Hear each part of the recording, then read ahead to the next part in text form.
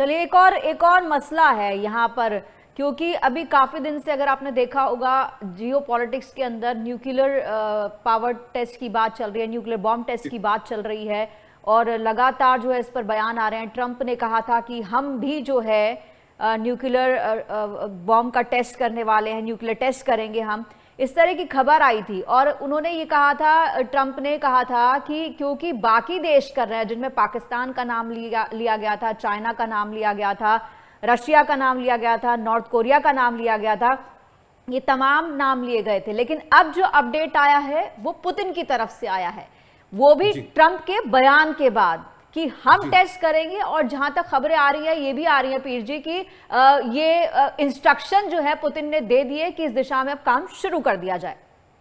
बिल्कुल सही कहा आपने। देखिए, ये जो कहानी शुरू हुई थी, तो पिछले 33 साल में कोई न्यूक्लियर टेस्ट नहीं हुआ। ये एक वास्तविकता। एक हुआ जो नॉर्थ कोरिया ने किया, उसके अलावा किसी ने नहीं किया। अब डोनाल्ड ट्रंप, आप जानते हैं, उजड़ी हुई सल्तनत के बिगड़े हुए सुल्तान हैं। उन्होंने कह दिया जी सब लोग टेस्ट करें। जो रिपोर्टर थी उन्होंने कहा भाई कहाँ टेस्ट हुआ? दुनिया कह रहा तुम्हें नहीं पता, हमें पता टेस्ट हुआ। कह रहा किसने किया? कह रहा रशिया ने किया, चाइना ने किया। फिर उसने नॉर्थ कोरिया का बिल्कुल सही है, उसने कहा पाकिस्तान ने किया। पाकिस्तान का एंगल ये था, ये डोनाल्ड ट्रंप हमें कह रहा था ये मत समझो कि पाकिस्तान के सारे बॉम्ब्स का एक्सेस कंट्रोल हमारे पास है, कुछ मुल्ला मुनीर के पास। ये टेस्टिंग वेस्टिंग करा भारत को, ये एक इनडायरेक्ट चेतावनी, एक इनडायरेक्ट डराने की कोशिश की थी। क्योंकि देखिए, उससे पहले आया था जॉन कुरियाको का इंटरव्यू, उन्होंने कहा जी इनके पास कुछ है ही नहीं, वो सारा कंट्रोल तो मुशर्रफ ने, अमेरिकन, उसको भेज दिया था। अब उस चीज को थोड़ा उसने मिटिगेट करने की कोशिश की, नहीं जी इनके पास कंट्रोल है, हमने इनको दे दिया है, इनके पास बम है और इसके अलावा कुछ था नहीं। अब अमेरिका को एक चीज समझ नहीं आ रही है, डोनाल्ड ट्रंप के पास दिमाग नहीं है समझने का। रशिया जो करा वो रॉकेट्स की टेक्नोलॉजी कर रहा टेस्ट, उसने बम टेस्ट नहीं किया था, उसने जी। रॉकेट की टेक्नोलॉजी टेस्ट की। रॉकेट में कितनी रीच है, अनमैन्ड न्यूक्लियर सबमरीन हो, वो स्काईफॉल मिसाइल हो, उसकी रेंज कितनी, वो उसने टेस्ट किया। हाँ, वो न्यूक्लियर पावर्ड है, उसमें कोई शक नहीं है। पर रशिया ने कोई डेटोनेशन नहीं किया, मतलब न्यूक्लियर बम फोड़ा नहीं, अपना रॉकेट की टेस्टिंग की। अब मैंने आपको कहा था कि जो प्रोजेक्ट प्लूटो था 1952 में कैंसिल हुआ, तो इनके पास कुछ है नहीं। तो ट्रंप ने बोला नहीं नहीं अब हम भी करेंगे। तो लोगों ने पूछा भाई साहब आप क्या करोगे? बोला हम तो बम टेस्ट करेंगे। अब रशिया ने आज तक कोई बम टेस्ट नहीं किया, एक्सेप्ट नॉर्थ कोरिया, किसी ने कोई बम टेस्ट नहीं किया। कह रहा जी हम बम टेस्ट करेंगे। जब इसने बोला तो मैंने बोला था इनके पास व्यवस्था तो है नहीं, 3.5 साल लगेंगे व्यवस्था बनाने के लिए। नवाड़ा का गवर्नर कह रहा था यहाँ टेस्टिंग नहीं हुई, एनर्जी मिनिस्टर ने कहा साहब हमें तो 3.5 साल लगेंगे टेस्टिंग करने में। तब तो ट्रंप गया। अब जब उसने ये बात बोली, अब पुतिन ने ये बात पकड़ ली। पुतिन ने बोला देखो जी हमारे पास, अगर अमेरिका कह रहा वो टेस्टिंग करेगा, तो हमने अपने मंत्रियों को आदेश दे दिया, हमने लावरोव को आदेश दे दिया कि भैया आप टेस्टिंग की व्यवस्था बनानी शुरू कर दो। और वास्तविकता ये है पूजा जी कि रशिया के पास 5 से 7 फैसिलिटीज है जहां वो आज रात को भी टेस्टिंग कर सकता है। अमेरिका के पास ऐसी कोई फैसिलिटी है नहीं। तो जिस शीत युद्ध, जिस न्यूक्लियर कोल्ड वॉर को हम 32-35 साल पीछे छोड़ आए थे, वो चीजें खत्म हो गई थी। इस बेवकूफ डोनाल्ड ट्रंप के कारण, इस सरफिरे डोनाल्ड ट्रंप के कारण वो आ गया। और मैंने आपको यही कहा था कि ये टेस्टिंग करे ना करे, पुतिन जरूर कर देगा, कि पुतिन के पास व्यवस्था है। क्या आपको लगता है सीआईए को नहीं पता? सबको पता है। पेंटागन को नहीं पता? पता है। तो ये अपने बड़बोलेपन के कारण, ये अपनी दुनिया में रहता, उसके कारण इसने रशिया को एक मौका दे दिया, जी आप टेस्ट कर दो। लावरोव ने बोल दिया जी हम टेस्ट करने के लिए तैयार है, क्योंकि पुतिन का आदेश है भैया जरा व्यवस्था बना लो। इसमें एक और एंगल है। अब ट्रंप इसे कह रहा था बुदापेस्ट में मिलेंगे, रशिया ने मना कर दिया जी नहीं मिलेंगे। वो पोलैंड पे इसके जहाज को गिराने की खबरें आई थी, वो सब पुरानी कहानियां हैं। बट अब क्या हुआ कि फिर पुतिन ने कह दिया अब मैं ये लड़ाई बल से जीतूंगा। यूक्रेन की अगर आप देखेंगे आज की डेट में हालत खराब है, हजारों सिपाही मर चुके, कुछ दिनों में यूक्रेन गिरने वाला है। कुछ अब दिनों या हफ्तों की बात है, महीनों की बात नहीं है। तो यूक्रेन बिल्कुल तबाह। यूक्रेन के गिरने का मतलब है नेटो की साख गई, यूरोप की साख गई और गया अमेरिका का घमंड। और अगर पुतिन ने डेटोनेशन कर ली, पूरा यूक्रेन थम जाएगा। नेटो के पास न्यूक्लियर बम नहीं है, न्यूक्लियर के पास, नेटो के पास कोई न्यूक्लियर एसेट, कोई न्यूक्लियर कमांड भी नहीं है। नेटो कहीं से न्यूक्लियर बम नहीं ला सकता, और चलाना तो दूर की बात है। अब पुतिन ने डिटोनेट किया तो पूरा यूरोप में तहलका मच जाएगा। वहां यूक्रेन गिर चुका है। और अब पुतिन ने कह दिया, जो उनकी पुतिन पे प्रेशर डाल रहा था थ्रू लावरोव, लावरोव को मार्को रूबियो फोन कर रहे थे कि भाई साहब मिल लो, पुतिन साहब से मीटिंग करा लो। पहले रशियन ने मना कर दिया, फिर उन्होंने, ट्रंप ने थोड़े तेवर दिखा दिए, 1-2 कंपनियां बैन कर दी। अब पुतिन बिल्कुल उस एग्रेसिव मोड में आ गए। यूक्रेन के तो छक्के छुड़ा ही दिए और साथ में कह रहे भाई अब मैं आपसे नहीं मिलने वाला हूं, आप फोन करो नहीं करो। इनफैक्ट लावरोव और पुतिन की थोड़ी इसको लेके कहा सुनी भी हो गई थी कि उन्होंने बिल्कुल लावरोव देखिए विदेश मंत्री, वो डिप्लोमेसी वाले बंदे हैं। अब पुतिन का बैकग्राउंड है केजीबी, इनके अगर पुतिन की एक डिप्लोमेटिक आंख है, इकोनॉमिक आंख है, तो एक मिलिट्री वाली आंख है। उसका वो केजीबी वाला एजेंट वाला माइंडसेट, उसका और बेंजामिन नेतन्याहू कमांडो है। इनका ये मिलिट्री माइंडसेट कभी जाता नहीं। तो जो अब डिप्लोमेसी आप जानते हैं कि भाई संभावनाएं बनाने का खेल है, मिलिट्री डिस्ट्रक्शन का खेल है। तो इन्होंने कल लावरोव को भी बोल दिया, बोला भाई ऐसा है, इनको बोल दे अमेरिकन को, तू मार्को रूबियो को बोल दे अगर हमारे पैर भी पड़ेगा मिलने में इंटरेस्टेड ही नहीं है। और उसके बाद अमेरिका को अपना मैसेज भेजने के लिए पुतिन कहते हैं मैं मिलने को तो इंटरेस्टेड हूं नहीं, अब ये जो बम है मेरा इसकी मैं टेस्टिंग और शुरू कर रहा हूं। तो ये एक एस्केलेशन देखिए आप, इसको बुदापेस्ट की मीटिंग के परिप्रेक्ष्य से देखेंगे, डिप्लोमेसी के परिप्रेक्ष्य से देखेंगे। कल जो सबसे बड़ी खबर बीच में ये भी चली थी कि शायद लावरोव को नौकरी से हटा दिया गया है, यानी कि उनको एक्सटर्नल अफेयर्स मिनिस्टर जो है उनसे हटा दिया गया, बिकॉज वो थोड़ा डिप्लोमेसी की बात कर रहे थे जो पुतिन अब बिल्कुल करने को तैयार नहीं है। वो कह रहे हैं कि मैं ट्रंप से मिलना भी अपना टाइम वेस्ट मानता हूं, मुझे ट्रंप से नहीं मिलना। जी। यहां अमेरिका की पोजीशन खराब हो रही है।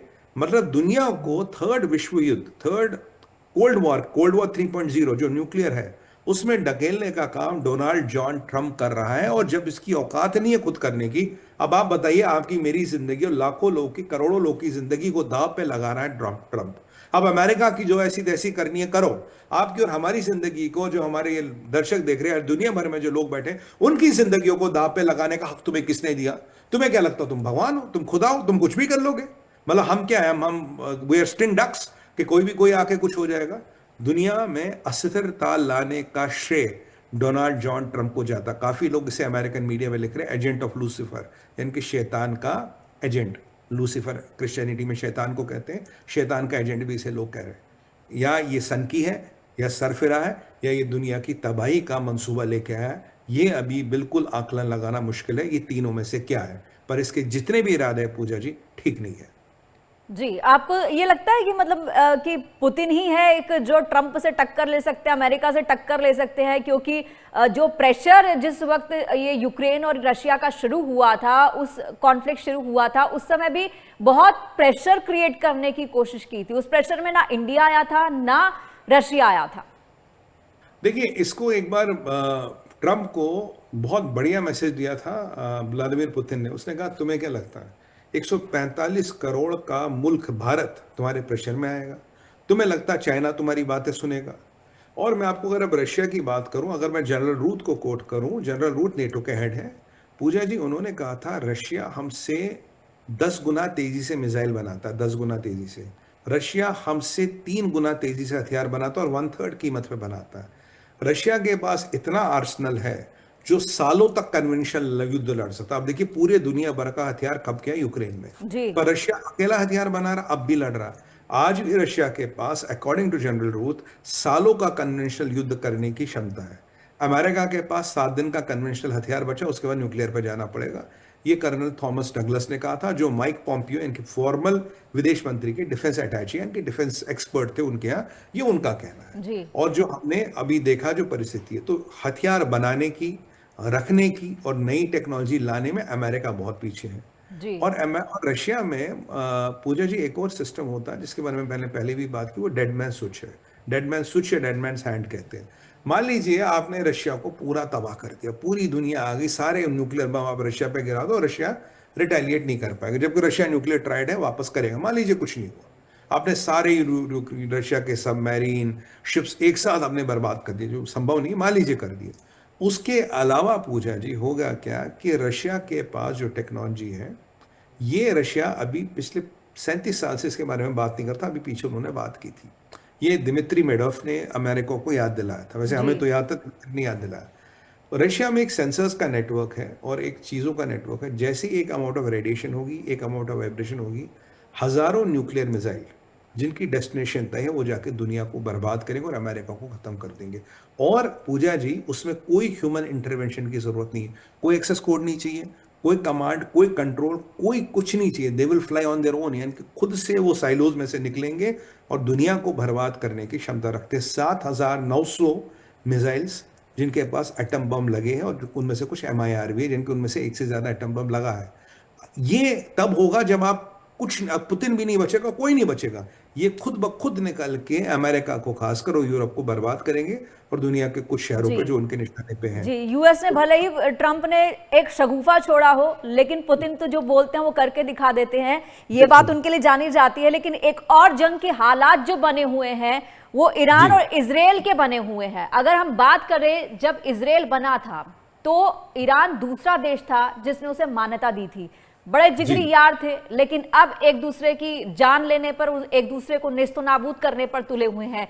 जैसे कि आपको मालूम चला होगा कि जो इजराइल के राजदूत हैं उनको जान से मारने की कोशिश की गई। इस पर क्या कहेंगे आप? देखिए, जब इसराइल बना था तो ईरान में था तब शाह। शाह बड़ा डेमोक्रेटिक बंदा था।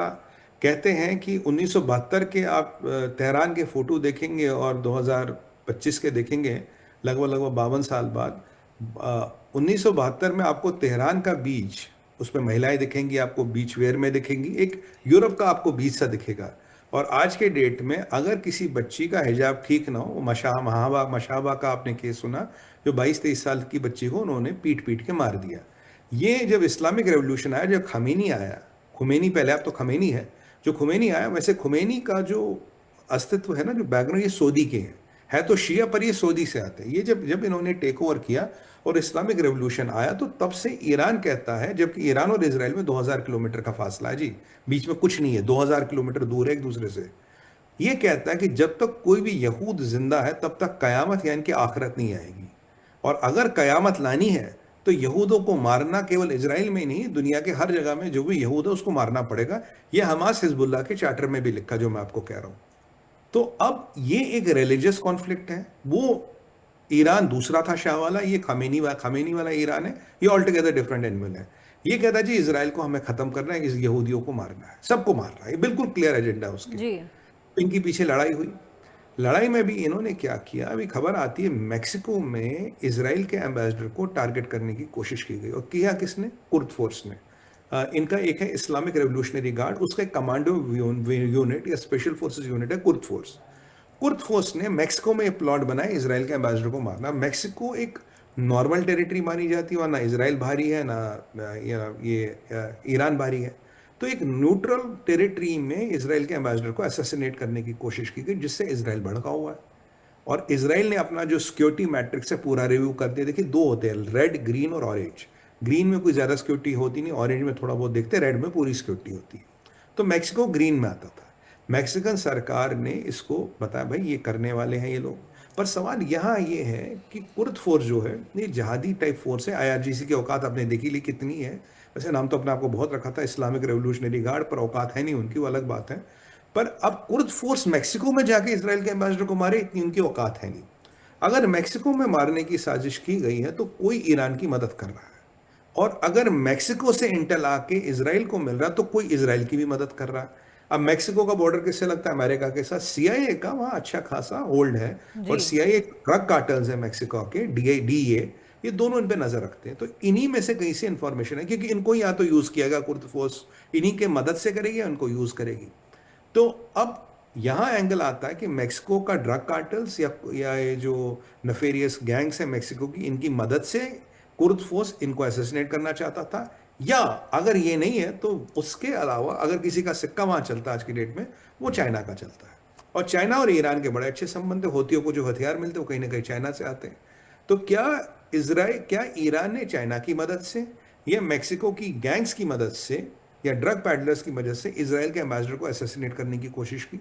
और ये खबर 100% मोसाड को सीआईए ने दी होगी, इसमें भी कोई डाउट नहीं है, क्योंकि सीआईए और मोसाड बहुत काम आपस में काम करते हैं। तो कुर्द फोर्स की इतनी औकात नहीं पूजा जी कि वो मैक्सिको में जाकर असैसिनेशन कर ले, उनकी उसकी औकात नहीं। वो इसराइल में आज तक कुछ नहीं कर पाए, मैक्सिको में क्या कर लेंगे? अब जी ये सारी चीजें चल रही है, और इसी के परिप्रेक्ष्य में कल एक और खबर आई। कल रात को इसराइल के आईडीएफ ने एक स्टेटमेंट दिया, इसराइल डिफेंस फोर्सेस। उन्होंने कहा जी ये जो अमेरिका, तुमने यहाँ जो खाट में एक जगह है साउदर्न इसराइल KY80 कयात, कहना जहाँ तुमने ये जो डिफेंस एक जॉइंट ग्रुप बनाया है जिसमें तुम कुछ कंट्रियों की सेनानी भी यहाँ आए हैं, और एक संस्था बनी थी आईडीएफ की जो गाजा में एड, रिकवरी या जो भी काम करना है गाजा में वो करेगी।